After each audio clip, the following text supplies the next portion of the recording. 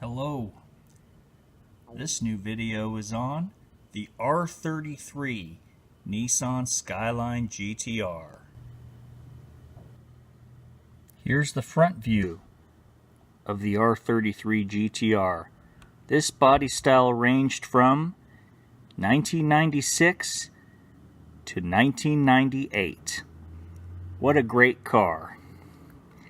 In Japan, they also refer to this GTR as the Super GTR.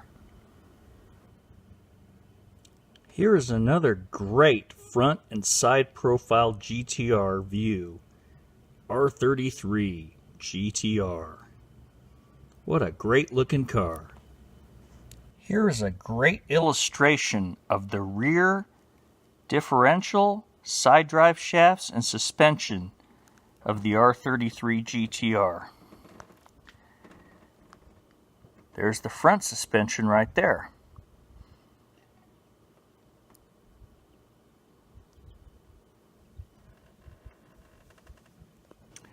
This is the first body style of GTR that got the Brembo brake calipers.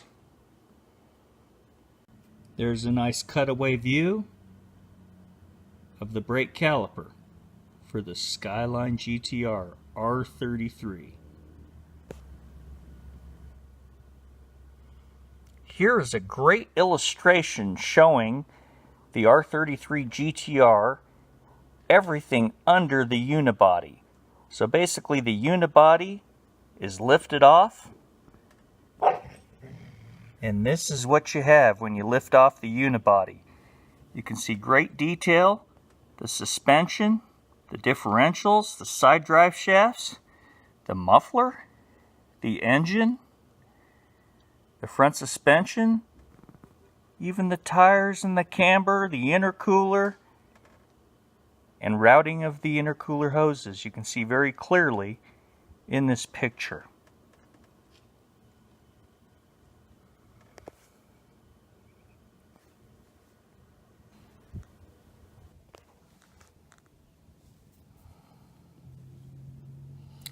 This is a great view of the underside of the RB26 DETT head, and you can really see the valves, the intake and exhaust valves.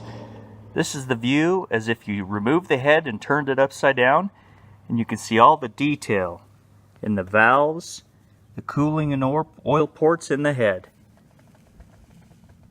You can see the combustion chambers.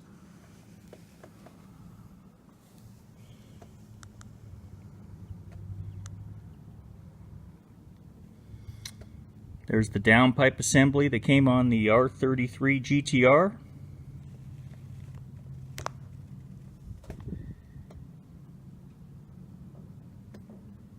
Optional oil cooler. This car has the same ATESA system as the R32 GTR, except it has more advanced all-wheel drive controlling computer, tamed and tuned on the racetrack. Here's a great picture of the RB26 DETT twin turbos. A nice little diagram showing the factory intercooler on the R33 Skyline GTR. That intercooler is bigger than most aftermarket intercoolers, so on a GTR, no need to change the intercooler. It's plenty big. There's another picture of the factory R33 Skyline GTR intercooler. Plenty big, no need for upgrades. The intercooler is plenty big, no reason to spend a lot of money on an aftermarket intercooler. It's already big enough. Here is a great illustration showing the bare unibody dropped on the engine and drivetrain. You can tell this is a very well-built car.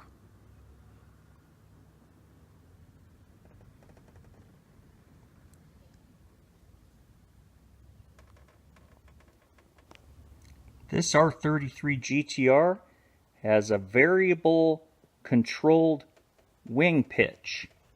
As you can see, there it is straight. There it is pitched to increase or decrease downforce automatically as this GTR finds and detects speed. So this GTR is always thinking for you. It's got very highly computer controlled electronics to vary the pitch of the spoiler, control that very technological all-wheel drive, and keep the car in control as much as humanly possible. As you can see, the US isn't the only place that does crash testing data, frontal crash data and testing. As you can see, the GTR passed in flying colors. I mean, that's a pretty high speed impact right there, and it just barely bent the front end. I mean, that's a lot of money to fix and all, but the car is strong and will protect the driver. So there's really no excuses of why this car couldn't be imported back when it came out in '96. Just more food for thought. Of course, the R33 GTR came with SRS airbags, just like in the States. All the stateside cars had nice restraint airbags to protect the passengers. So another reason, why didn't they import this car to the States? Makes you wonder. But this car has many safety features that the R32 GTR did not have. They've tested it in different braking situations, and the GTR and its ABS system keeps the car well in control.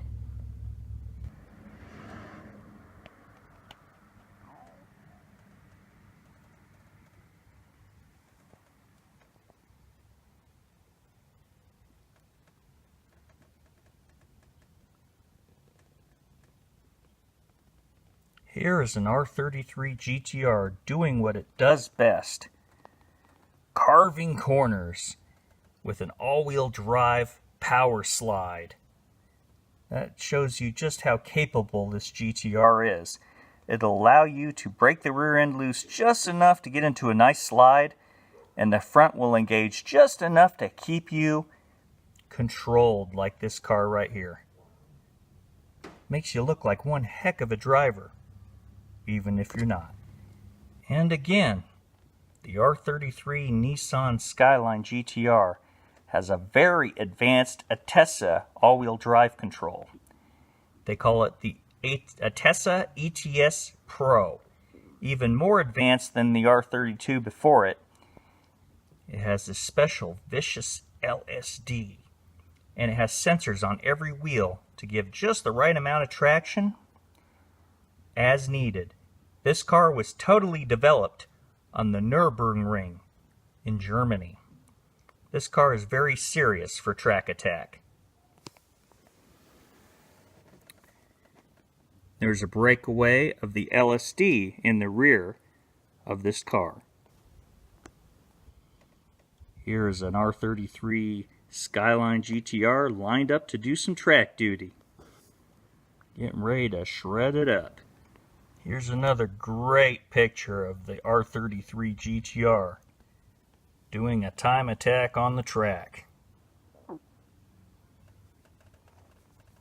What a great car. And as I was talking about earlier, this car was developed and suspension and drivetrain tuned on the Der Nürburgring in Germany. This car can handle up with the highest of exotics for a fraction of the price.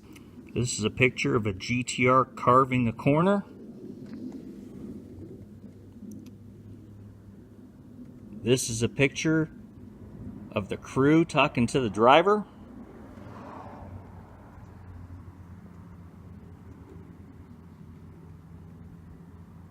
Here are some more pictures. All of these pictures are of the GTR performing at the Nürburgring in Germany when they're testing and developing the suspension and drivetrain used on this car.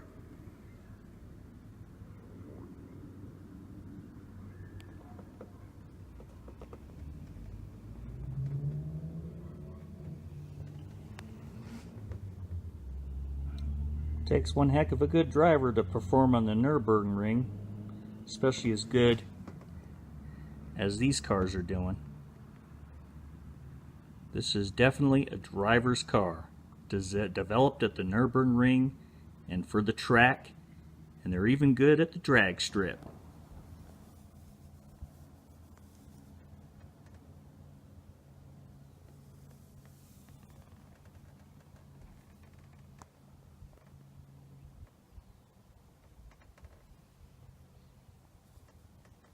Here is a picture of the R33 Gtr in action with a race car driver in the cockpit.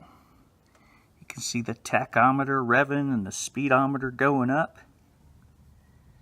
This is a partial gauge cluster and interior view of the R33 Gtr. Here is a good view inside the cockpit of the R33 Nissan Skyline Gtr. You can see it has really nice racing buckets right from the factory, designed for the track, right off the showroom floor. Here's a close-up of the gauge cluster. There's 3 more gauges which are in the center upper console. You can see the front torque gauge and the boost gauge on the right. Front torque tells you how many percentage of drive is going to the front vice the rear. And of course boost control, the boost gauge there tells you how much turbo boost you're getting. And then oil temp in the middle. And there you can see the steering wheel. Not the best looking steering wheel I've seen from the factory. I like the R32 Gtr much better as far as the steering wheel goes. But then again, the 32 didn't have to worry about an airbag. All things considered, not too bad. This GTR also has a 5-speed manual transmission, just like the R32 GTR. And mind you, Nissan Skyline GTRs never had an automatic transmission until 2008, when they developed the Manumatic for the R35 GTR. Every other GTR that Nissan's made throughout history has always been a standard 5 or 6-speed manual transmission.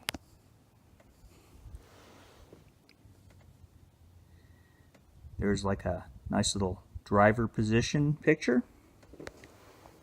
Here's a nice view of the factory Nissan GTR racing seat for the R33. Quite a nice seat. Really no need to upgrade that from the factory. There's the center.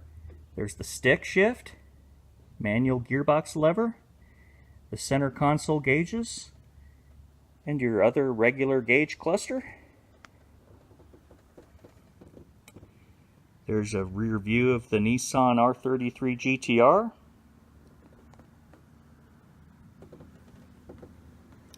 Came with a CD player back then and 6-speaker system. There's another picture of the inside console. Of course, tape decks were still available back then too. Climate control. And a nice GTR emblem inside. For the R33 Nissan Skyline GTR.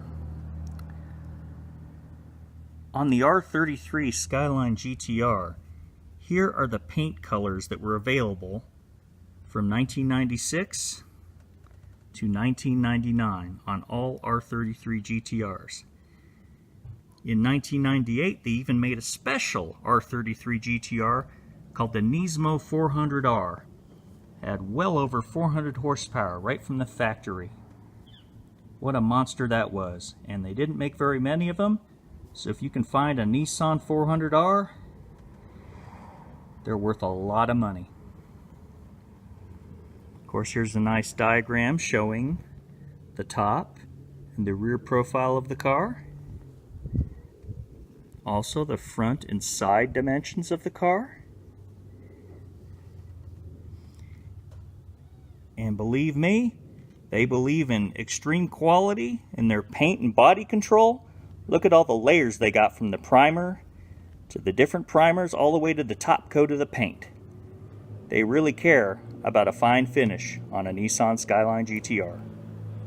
This is a little dealership flyer, a Nissan dealership flyer, just to give you an idea of the prices in Japanese yen that these cars went for. And the options, whether you got the regular GTR, the V-Spec. The V-Specs were also really special. Extra track performance options. Quick little browse on this form here, which is a dealer form letting you know exactly what you're paying for, and the options and how much they cost for a regular GTR and a GTR V-Spec.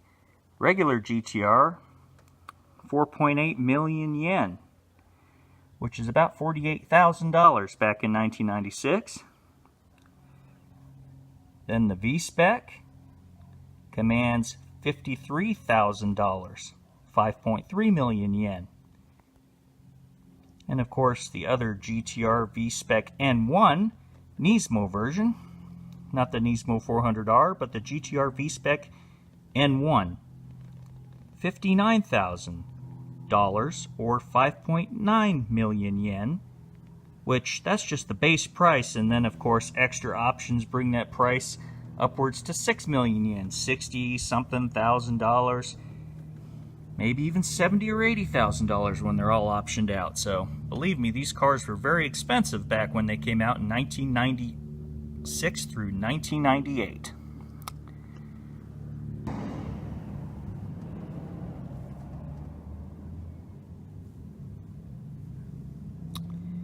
And there you have it.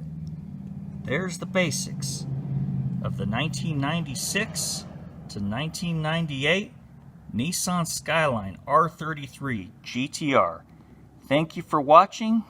Please like and subscribe to my videos, and do tell your friends and share. Thank you very much, and mad boosting.